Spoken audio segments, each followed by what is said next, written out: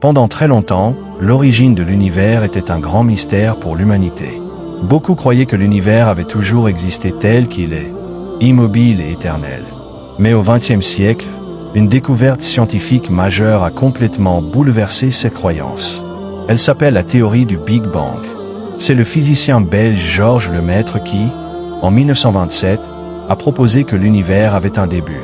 Et ce début, ce n'était pas une explosion comme certains pensent, mais une expansion soudaine d'un point infiniment dense et chaud.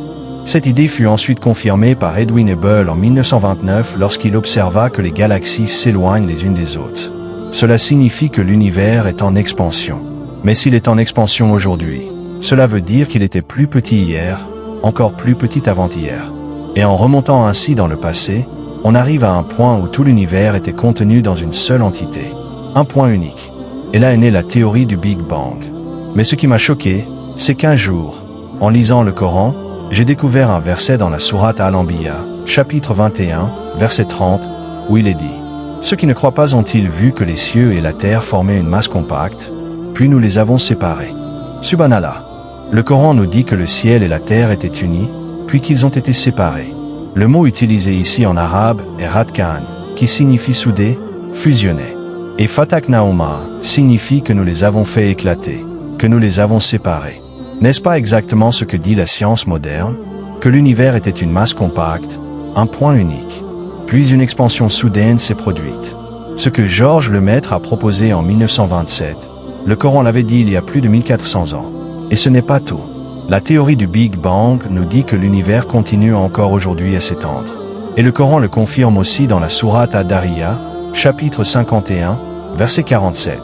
Allah dit, « Et le ciel, nous l'avons construit avec puissance, et nous l'étendons constamment. » Le mot utilisé est Muziuna, ce qui signifie nous l'élargissons, nous l'étendons.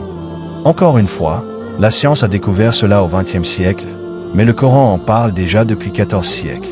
Et quand on réfléchit à la question, que s'est-il passé après le Big Bang? Les scientifiques nous disent qu'il y a eu un refroidissement progressif.